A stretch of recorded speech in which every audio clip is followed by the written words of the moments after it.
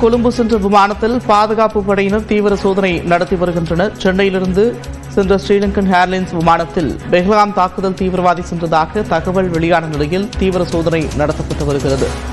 சென்னையிலிருந்து கொழும்பு சென்ற விமானத்தில் பாதுகாப்பு படையினர் தீவிர சோதனை மேற்கொண்டு வருகின்றனர். ஸ்ரீலங்கன் ஏர்லைன்ஸில் பெஹல்காம் தாக்குதலில் ஈடுபட்ட தீவிரவாதி சென்றதாக தகவல் வெளியான நிலையில் பாதுகாப்பு படை அதிகாரிகள் தீவிர சோதனையில் ஈடுபட்டுள்ளனர்.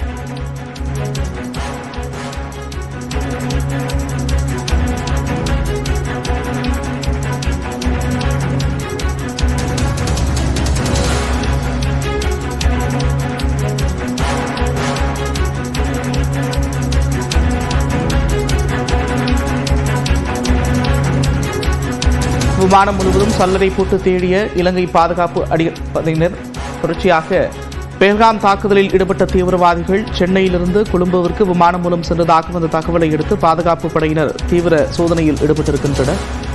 பெஹல்காம் தாக்குதலில் ஈடுபட்ட தீவிரவாதி ஸ்ரீலங்கன் ஏர்லைன்ஸ் விமானத்தில் இலங்கை சென்றதாக தகவல் வெளியாகியிருக்கிறது. இந்நிலையில் அந்த விமானத்தை பாதுகாப்புத்துறை அதிகாரிகள் கடுமையாக சோதனை செய்திருக்கின்றனர்.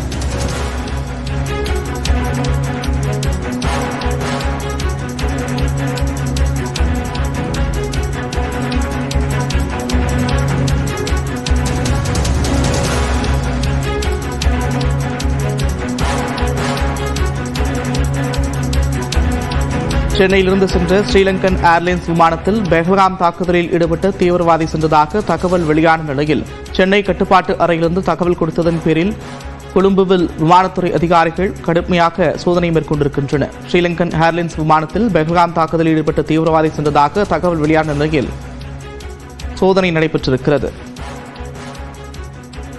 கூடுதல் விவரங்களோடு செய்தியாளர் சுசித்ரா இணைக்கிறார். சுசித்ரா, விவரங்கள்.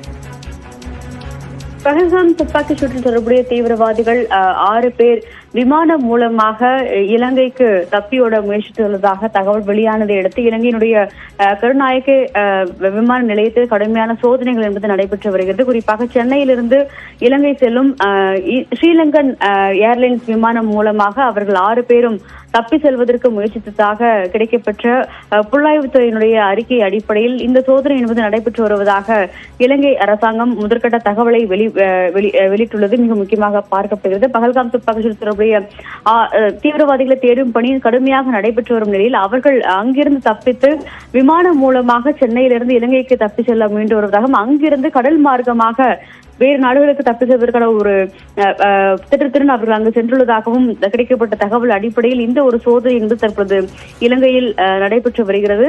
கருநாயக்க விமான நிலையத்தில் மட்டுமல்லாமல் ஒட்டுமொத்த இலங்கையுமே தற்பொழுது கடுமையான பாதுகாப்பு என்பது அதிகரிக்கப்பட்டுள்ளதாகவும் இந்த பஹல்காம் துப்பாக்கி தொடர்புகள் ஒருவேளை இலங்கைக்கு வரும் பட்சத்தில் நிச்சயமாக அவர்கள் இந்தியாவிடம் ஒப்படைக்கப்படுவார்கள் என்ற ஒரு தகவலையும் இலங்கை அதிகாரிகள் தெரிவித்திருக்கிறார்கள்.